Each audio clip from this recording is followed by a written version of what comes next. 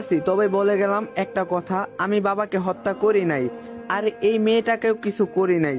বাবার মৃত্যুর পর যেমন আমাকে ফাঁসানো হয়েছে, ঠিক এখানেও এই কাজটি করা হয়েছে। কেউ একজন চায় না আমি এই বাড়িতে থাকি। ভালো থাকিও মা, যেই দিন সব মিথ্যা অভিযোগ থেকে বেরিয়ে আসবো, সেই দিন তোমাকে আমার মুখটা দেখাবো।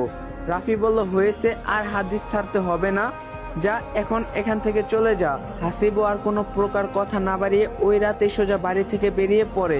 প্রায় 3-4 ঘন্টা হাঁটার পর একটা ব্রিজের সামনে আসে। হাসিব এসে দেখে যে দুইটা ছেলে একটা প্রাইভেট কারকে আটকিয়ে ডাকাতি করছে। এটা দেখে হাসিব রাস্তার ধার থেকে একটি ইট নিয়ে গিয়ে দুজনের মাথায় বাড়ি দেয়, আর বাড়ি দেওয়ার সাথে সাথে কিছুক্ষণের মধ্যে দুজনে জ্ঞান হারিয়ে যায়। তখনই গাড়ির ভিতর থেকে একজন মহিলা বলে উঠল, তুমি কে বাবা, আমাদের এইভাবে বাঁচিয়ে নিলে? তখন হাসিব বলল, আমি একজন অনাথ ছেলে, রাস্তায় ঘুমায়ে বেড়াই, কাজ করো না তুমি? হাসিব বলল, কেউ কাজ দেয় না আন্টি। সমস্যা নাই, আমি তোমাকে কাজ দিব। আজকে কত বড় দুর্ঘটনা থেকে আমাদেরকে বাঁচাইলা, চলো আমার সাথে আমাদের বাসায়। কথাটি বলা মাত্রই ভিতর থেকে একটি মেয়ে বলে উঠে, মা, এদের বিশ্বাস করতে নেই, কারণ এটা এদের চালও হতে পারে। হাসিব বলল, আপামনি, আমি এমন না, ঠিক আছে? আপনাদের বিশ্বাস না হলে আপনারা যেতে পারেন এখন। আরে বাবা, ওর কথায় রাগ করিও না, আমি তোমাকে দেখেই বুঝে ফেলছি তুমি এমন না। হাসিব বলল, না আন্টি, এই আপুটার বিশ্বাস হচ্ছে না আমাকে। আরে ওটা আমার মেয়ে তামান্না, ওর একটু রাগ বেশি, তবে অনেক ভালো। তুমি উঠে বসো তো আমাদের গাড়িতে। তবু হাসিব উঠতাছে। এরপরে অনেক বোঝাবুঝির পরে হাসিবকে তারা সাথে করে নিয়ে যায়। হাসিব বলল, এটা আপনাদের বাসা আন্টি? এটা আমাদের বাসা। আসিফ বলল, বাসা তো নয়, যেন রাজমহল এটা। পাগল ছেলে একটা। আচ্ছা, তোমার বাবা মা নেই? ঠিক তখনই হাসিব বলল, না আন্টি, আমার বাবা মা নেই, রাস্তায় থেকে মানুষ হয়েছি আমি। ও আচ্ছা, তুমি আমাদের গাড়িটা চালানো শিখো, ড্রাইভিং করিও, কেমন?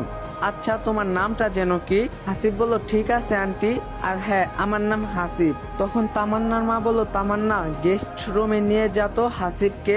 তখন তামান্না বলল, এই মা, তুমি কি বলতাছো? এই থাকবে আমাদের গেস্ট রুমে? তুমি কি পাগল হইছো মা? তখন তামান্নার মা বলল, যা বলতাছি তা কর। তামান্না এক প্রকার বাধ্য হয়ে হাসিবকে গেস্ট রুমে নিয়ে যায়। হাসিব তামান্না রুমে ঢোকার সাথে সাথেই ঠাস ঠাস করে দুইটা থাপ্পড় মারে, আর বলে, এই কুত্তার বাচ্চা, তুই আমাদের বাসায় আসলি কেন? রুমে ঢোকা মাত্রই এমন একটা কাহিনী ঘটে যাবে হাসিব ভাবতেও পারেনি। হাসিব বলল, আশ্চর্য, আপনি আমাকে থাপ্পড় মারলেন কেন? বুঝলাম না। তামান্না বলল, সেটা তো বুঝবি না, সুন্দর মেয়ে দেখছিস তো রাজি হয়ে গিয়েছিস। হাসিব বলল, আপনার কোথাও ভুল হয়েছে, আপনার মা আমাকে জোর করে এনেছে, আমি নিজে আসিনি। তামান্না বলল, হয়েছে, আর বলতে হবে না, তোর মতো ছেলেরা আমার ভালো করে চেনা আছে, বুঝছস? এটা বলেই তামান্না রুম থেকে রাগান্বিত হয়ে বেরিয়ে আসে।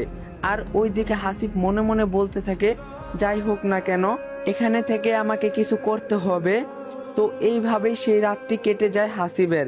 পরের দিন যখন তামান্না ও তার বাবা মা খেতে বসছিল, ঠিক সেই সময় হাসিব সেখানে উপস্থিত হয়। ঠিক তখনই তামান্নার মা বলে উঠলো, আরে বাবা, তুমি উঠছো?